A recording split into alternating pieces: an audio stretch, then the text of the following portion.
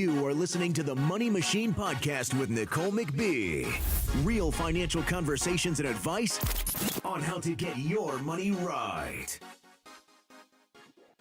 Welcome to the Money Machine Podcast, where we're having real financial conversations and giving great advice on how to get your money right. I'm your host, Nicole Mcbee. Joining me today in the studio is one of my favorite real estate professionals, Beatrice Covington. I'll give her the honors to introduce herself and her company. Hi, I'm Beatrice Covington, and I am with Coldwell Banker Gundaker, Town and Country. Check you out, all the way out in Town and Country. #1 office. Oh, okay. Mm-hmm. So I'm checking out this here blinged out name badge. So for those that can get it and see it blinged out, I'm talking about this like top real estate professional. Absolutely. Nothing ordinary. Okay. So tell us about what you do. What do I not do? Okay. I am a full service agent. So that's, to me, that says a lot because you have to have all areas covered. Like if you got somebody that's buying, you've got to have a team of lenders, appraisers, and just a whole gamut of different professionals. It could be somebody that needs to get their credit repaired, you know? And so being a full service agent is somebody that's going to actually follow you through your entire process. Okay. Whether you're buying or selling, and have all of the resources that you need. Okay. And so, and of course, you're backed by Coldwell. Absolutely. Okay. Tell us about them and their history. Well, Coldwell Banker Gundaker is actually the #1 office in Missouri, in the state of Missouri. I am out of the #1 office. That's okay. And so that stands for a lot. That means a lot to be the #1. Absolutely. Well, Coldwell Banker, even within itself, our numbers supersede everybody's numbers. So we have the most listings, the most volume, the most sales, and a lot more agents than other people, you know. Okay. So tell me how you got into real estate? Actually, I had started doing preservation work some years ago. I had taken ill and had to get out of corporate America, and so I was on the other side of real estate where I was actually doing foreclosures. So I would kind of be the person to show up at your house and do the evictions with the sheriffs and take families out of their homes. And that was a hard, that was a hard pill to swallow when you see so many people that are leaving. But at the same token, there were times when you didn't have to put them out and they were already gone, and people would actually abandon their homes. Like, they would leave everything. You'd walk into a house and there's pots on the stove and little kids' coats are hanging up and the baby bed is still made up. Somebody just took the kids and walked off. And that's tough. So there was an education component to me that was missing in real estate.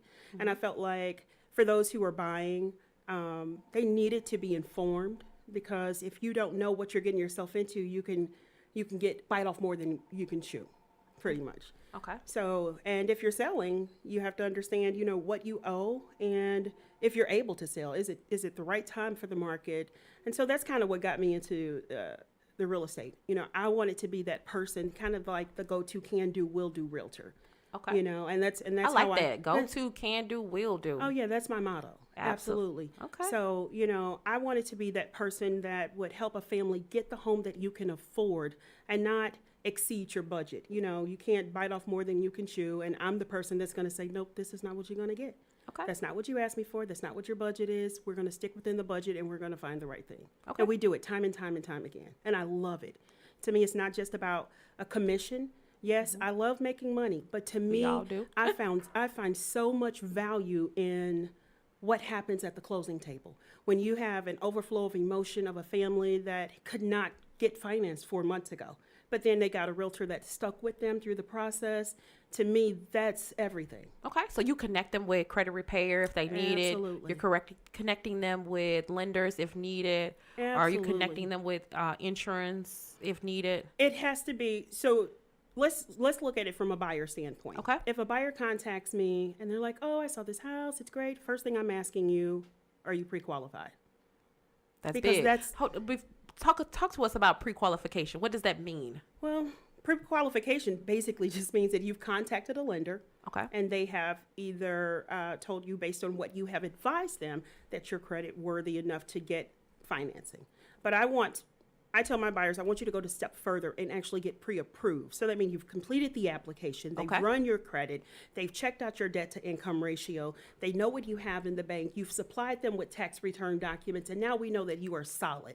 So when it's time to go in and write an offer, we know that you can get this house and not let the deal fall apart at the closing table, because they will. You'll get a pre-qualification because you told a lender that you made X amount of dollars last year and you make this amount on your job. But when he verifies all that information, it can definitely fall apart. Okay. How many times have that happened? I've had it happen once. Okay. And the only reason why it happened with that particular person is because he was also a business owner and he had his business and his personal commingled. So it had his debt to income ratio off. He was a veteran. You know, if he wouldn't have had those things, you know, combined, he would have been solid. So then he had to pay off a lot of things, employment taxes, all of those things that hit his personal social security number because he was running his business under his, you know, under his personal versus keeping it separate from, you know, an EIN, an LLC and everything like that. Excellent, excellent, excellent. So after a person is pre-qualified and then they move on to the pre-approval stage, they're able to contact you? Absolutely. You can contact me before you get a pre-approval. And I tell people that, and they do, because people don't know. So they're on Zillow, they're on Realtors, they're on all these websites, and they say, oh, I love this house, I want to see it. You call me, you say, hey, I want to see this house. Great, awesome. Are we window shopping or are we actually shopping? Do you have a pre-qualification or pre-approval? Oh, no, well, I don't. Great. Let's send you to a lender and let's see what you look like on paper. So then we get situations where they come back and it's like, oh, he said, I'm not ready yet. You know, it's probably going to take me 6 months or a year. Not a problem. This is what I'm going to do. I'm going to set you up on a portal and we're going to window shop on the internet. So you can look at all the houses and you can get in mind, you know, what the neighborhoods are like. You can see what the market is like. And I'm going to put a reminder in my calendar every single month to follow up with you. And I do that. Make sure you don't have any negatives in your account. Make sure you're still putting money in the savings account. Make sure you haven't went out and made a major purchase or got more credit cards. Don't run anything. Just, you know, keep everything even keel. So essentially you're doing a little bit of financial literacy and education in that in between stage. You're definitely educating. Because it's a blind spot for them. They don't know. Okay. You know, they've been paying rent forever, so they think, well, I can get this house. No, you've got to do the work. And if you do the work and I follow you around along the process, we absolutely are going to go to the closing table. If you're willing to do the work, I'll stick with you. Okay. So, we do the work and we're ready. We're pre-approved. What happens next? We go shopping. So I'm sending you houses on a portal and I'm daily checking the portal saying, hey, I think you'll like this. I'm physically putting notes on houses for you. And they're looking. They're up late at night. It's sending me emails every time they look at a house or make it a favorite. I say, hey, listen, I noticed that you made 7 houses favorites. This is what I want you to do. I want you to look at those 7 houses and find your top 3. Your absolute top 3. And then I want you to find 2 possibles. And let's go out this week and look. What day works for you? Okay, excellent. Yeah. So we go out, we look, then what happens? Well, as we're looking, I'm preparing them as we're walking through the homes. I'm saying, okay, so here's what happens if you happen to like this home and we write an offer on it. You need to absolutely have earnest money. So, earnest money. Earnest money. Speak to me about that. Well, depending on how much the house is, you've got to have some money in your reserves or savings or what have you. So say you're looking at a $100,000 home. Then we want to make sure that you get either $500 to $1,000 in earnest money. So you're going to write this earnest money check, make it out to the title company, not the realtor. Make it out to Say that again. Who are you making this check payable to? Because there's always this misconception about where this earnest money is going, and also misconceptions about, you know, if the earnest money is part of my down payment. Absolutely. Can you clear that up for us, Beatrice? You make the earnest money out to your title company unless you have a brokerage firm that holds it for you. Okay. But we have a title company that I use often. I'll have my people to make it out to that title company with the address in there. We do not cash that check and put it in escrow until you have an accepted offer. So basically, I am responsible for your check and your personal information until that happens. So make sure it's somebody that you can trust also, because that's your personal routing number and checking account number that's in my possession. Until that offer is accepted.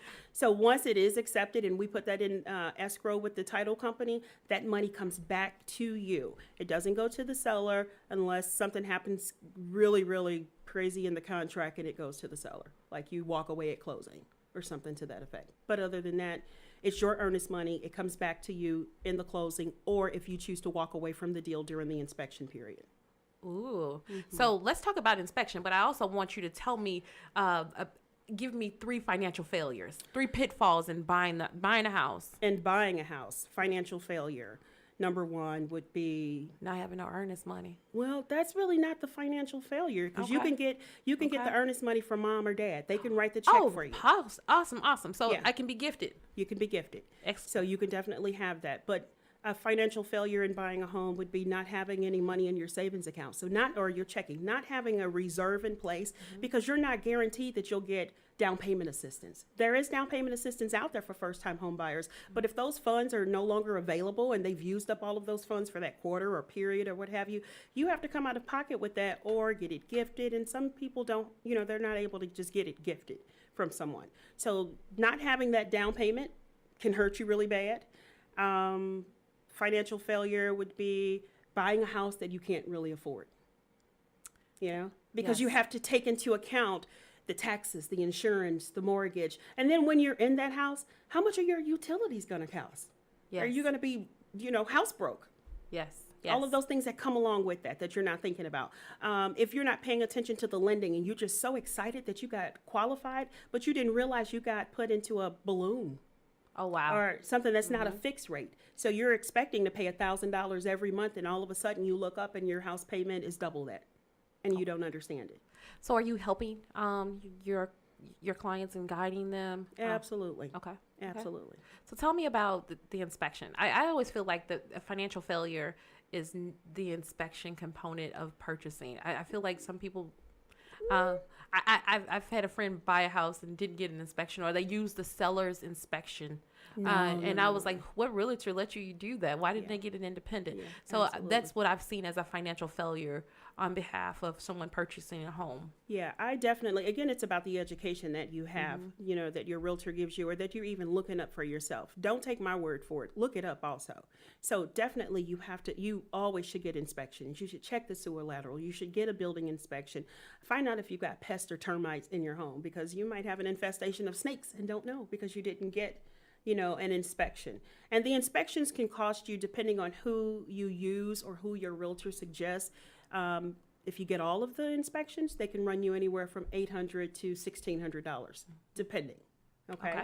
But you can get a building inspection for $400, $500. And is this something that you would guide? Absolutely. One of the things that I would always suggest to buyers, if you're not able to make it to the inspection, because sometimes you can't, you're at work, you can't take off, make certain that your realtor is there to represent you. Because if an inspector shows up and they do this inspection and they send you this report, you have no idea how bad the situation is or is not. So looking at all that can be overwhelming when you get that report. And if there was not a realtor there to stand on your behalf in proxy of your absence, then you both are getting this report and guessing versus the realtor being able to say, you know what, I talked to him. That's not even major. This is what you'll do. I always notice during the inspection, I've purchased 3 homes and currently building one. The inspector is one scary dude. He almost sounds like a surgeon. It's like, well, you could die, but you're not. And it's like, what? Wait a minute. Like, hold on. Is the roof going to fall in or not? And it's like, well, it possibly can, but it won't for 10 years. I'm like, really, inspector? Stop being scary. Like, I would want a realtor there. It's so important for a realtor to have good inspectors in her pocket, on her team. You have to have a team of great inspectors because you can get those ones that are not very personable and they make everything sound major. Yes. Or you can get, like the ones that I work with and my buyers will say, yes, this is important, but not that important. And this is why I'll tell you that. And then they explain it. Or you get the ones that are like prosperity preachers. They're prosperity inspectors. Yeah. And everything is all good. I was like, there's nothing wrong. It's like, this house is 100 years old. Are you sure? No. Now, that's another thing to let all the buyers know. Do not think you're getting a brand new house. You're not building from the ground up. And that's one of the biggest issues that I see. You get a buyer, say for instance, you got a buyer and they're approved for $90,000. Where they're going into this house like it's a $400,000 home and they expect it to be brand spanking new and they want this, and this. You have to be realistic. Okay. So I watch House Hunters all the time. No. And I feel sorry for real estate professionals because I'm like, oh my goodness. I'm like, these people are like, I want 4 bathrooms. Yeah, they do. And I want 6 bedrooms, but my budget. Yeah. the way my budget is set up. It takes When I sit down and I have a buyer's consultation, I let them know I'm straightforward. I'm not going to take out the paints, and we're not having pity parties, so we're not doing streamers and balloons or any of that stuff. I'm straightforward, and I'm going to let you know what it is, exactly what it is. And if that's not the type of agent that you want, then I'm probably not the person that you want to deal with, because I'm not going to lie to you. I'm not going to make it pretty for you. I'm going to tell you exactly what it is. And I think that's very important, that you can have that relationship with someone, especially when you're dealing with inspections, when you're dealing with your money. This is one of the biggest things you'll ever do in your life. And it's very emotional. Yes. So my very first home, I had buyer's remorse. So buyer's remorse, ultimately, I picked the perfect house. It was a 2-story house in South St. Louis, in St. Louis City. I was like so excited, and I was 25 years old. It was brick. So I kind of went through all of the list of things that my grandfather said that I had to have. I had to have a brick house. And I got to the house, and like the very next day after closing, I was sitting there and started crying. And I was like, I hate this house. But it's yours. And I'm like, and we went through the entire conversation like this is the biggest asset that you'll ever purchase in your entire life. Like, you're married to this house for 30 years. And you're not. You have to. And I want to Speak say to that. Speak to that. You do not. Don't go into a house like, I'm going to be here my entire life. No. Look at where you are right now and think, can I also sell this house in 5 or 10 years? I mean, that's a big thing. So when you're buying a house, you might get married later on. You might decide to leave because you know, your work sends you out of town. Location, location, location. Is this a location that will sell in 5 years? So don't just buy the house because, oh, it was the cheapest house on the market, or it was a great deal, or I caught it as a foreclosure. What's going to happen? What's happening with the market surrounding the home now? What will happen to the house? You know, what are the projections for the next 5 years? Now, your agent may not know that per se, like what's going to happen in this area in 5 years, but they can kind of range and guess by looking at tax records and home sales and how solid the neighborhoods are, you know. And historical data as well. Absolutely. Yes. And with CBG, we have a great program that's called CBX, and we're able to look at the data, and we're able to pull, I think we're probably one of the only companies that has this information, and it has a whole bunch to do with like internet clicks. And so we've got compiled information, so we know how many renters are in a certain area. We know how many homeowners, what's the, you know, the median income, how many people have bachelor's and master's degrees in a certain zip code. And we can just put that information into our program and pull it up for our people. So when you're asking me how many renters are in this neighborhood, I can find that information out like pretty quick. Oh, that's awesome. Yeah. So this is Nicole with the Money Machine Podcast. I am talking to Beatrice Covington. Beatrice, will you give us your contact information? Absolutely. My telephone number is 314-709-7262, or you can shoot me an email at Beatrice, Beatrice, .Covington, that is Covington at cbgundaker.com. So just wanted to give a quick update on, you know, what was going on here in the Money Machine Podcast. So Beatrice, of course, being a real estate professional, we like to talk about money moves here on the podcast. So tell us, positive, 3 great money moves here in the market for buying or selling a house. A great money move, if you ask me right now, is to buy in the city. Okay. Especially if you're looking for investments. That's a smart money move. Yeah, there's a lot going on in the cities. You've got a lot going on with the ballpark and all of the big businesses that are coming. A lot of people are actually buying right now and sitting on those homes. So I'm telling you all, if you can get a quick little fixer-upper or a beautiful big house for $10,000, $20,000, $30,000, sit on it. Somebody's going to come and buy it off of you if you don't want to fix it up, and it'll be worth probably $400,000 or $500,000. And Nicole, you know the neighborhood that you grew up in; those houses are. Hey, I own 2 properties over. Okay, I'm just saying West those homes in West St. Louis will comp for $400,000 and $500,000 if once they're fixed up. They're right there near the Central West End, and they just look like derelict homes right now. But there are a lot of people who are really just sitting on and waiting on that area to go back up, and they're going to start renovating those homes. So you and I both lived on Kensington. So I'm a big fan of going back to this household. For those who don't know, if you've ever looked at the movie Meet Me in St. Louis, yes, I'm showing my age and definitely showing that I was raised by my grandparents. God, me too. So I watched black and white movies. So Meet Me in St. Louis, the house where they have this big party. Mansion. There's a mansion. So it's like right on the street in which Beatrice and I grew up on. 5100 block. The 5100 block of Kensington. That's right. So the house is still there. Yeah. It is in deplorable condition. So 2 years ago, I'm watching the movie again because I'm like, oh, I'm like so excited. And so like I'm a little weird as well. Sidebar conversation. I'm always watching black and white movies trying to decide what color people are wearing. I'm like guessing. That's just special, extra special. I'm like, yeah, that's definitely a pink dress. And my son was like, they've recreated those movies in color if it's helpful to you. And I was like, no, this is part of the whole game with myself. But nonetheless, the house, 5100 block of Kensington, meet me in St. Louis. House is 5157. And so the lot itself went up for tax sale. Did you buy it? You know I did. Oh, I can't stand it. Because I keep on thinking like, yeah, I'm going to put on this, my pink dress. So I I'm guess you and I are going to have to be partners because I tell you, my husband and I, we say that's going to be the Covington corner. Okay. Yeah. Come on down. Yeah, absolutely. Come on. I just want to be in the middle of the block with my pink ball gown on dancing in my mansion. Come through. So another smart money move. Another smart money move regarding housing. Yes. Real estate. We have Beatrice Covington with CBG, Coldwell Banker, Gundaker. LRA homes. You know I love LRA. What, for those that are listening, explain what LRA. Well, they're just basically homes. It's I'm going to say it wrong. It's like a land revitalization act program that the city has. I think they give you 18 months to get the home up to code, livable. That doesn't mean it has to be perfect, but it's your home after 18 months. And you can buy these homes like, oh my God, big 3,000 square foot homes for $1,000. Yeah, as long as you come with a plan for the city of St. Louis. You can drive through and see them. They all have the red board up.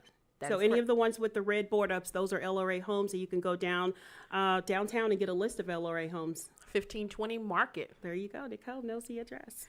Yeah, I believe in real estate investment.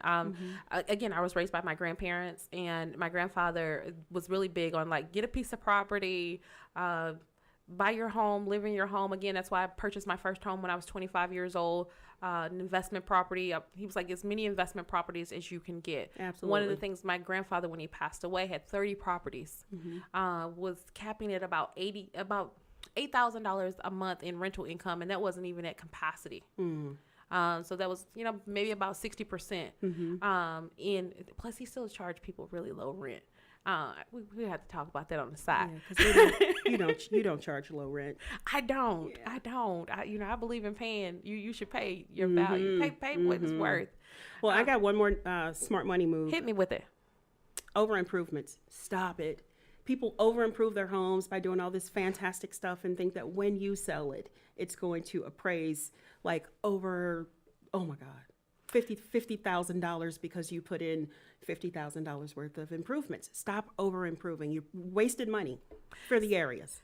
That is a very good smart money tip, because I will tell you, my first home, I bought the elephant house on the block. It was the only 2-story house on the block. All were single-story homes. All were brick facade or wood or whatever they were. And so I had this big stupid house with granite countertops. And this was... And then you can't find a comp. Nothing. Yeah. Absolutely. That house, the elephant house that I was really sad about, took me forever to sell. Ever, never. And so ultimately, I just wound up keeping it. Right. The great thing is when you do sell it, then you set the stage for the market for a comp. But that's when it sells. I don't think my neighbors probably like me. Like, yeah, she has the big stupid house. Yeah. But nonetheless, we'll go on her comps. I'm like, you can't go on my comps. I got 3 bedrooms. You have 2. They can't go on your comps anyway if you're a 2-story. Yeah, I was like, you guys are 2. You guys are single story. Yeah. What are you talking about? Praise like for likes. Yeah, absolutely. So I definitely understand that. So Beatrice, before we close out, tell me, if I wanted to list my house, is this a buyer's market or seller's market? Well, right now we are in a seller's market. What does that mean? Basically, it just means that the buyers aren't going crazy over houses like they were in the spring. So the sellers have a little bit more negotiating, power. Okay. So we're in the fall. A lot of people want to buy now. The people who are out here, they want to purchase now so that they can be in by the holiday. But the sellers will take them off the market in the winter. Okay. Best time to list a house? Is there any? That's kind of odd, because you used to say, in the spring or early summer. But last year we had a phenomenal winter. Excellent. And I'm not sure about everybody else. I'm sorry if you're not with CBG, but we had a great winter. And I would say home sales started picking up right after the holiday, right after Christmas. So our spring started, literally mid-January, late January. The market just kind of picked up and just kept going. Excellent, Yeah. excellent. So the housing crisis in 2008, you were not quite in. You were on that other side of on things. the other side. Doing foreclosures Yeah. and taking little babies from their homes. It's like that. Hey, I'm just... We being honest. never put anyone out on the street. I will say Good that job, for the good listeners, job. seriously, Good job. we would come out of pocket, honestly, to put the family at least for a week in a hotel, no, not a hotel, but a motel, an inn, or somewhere where they That's didn't have to be awesome. displaced. Yeah.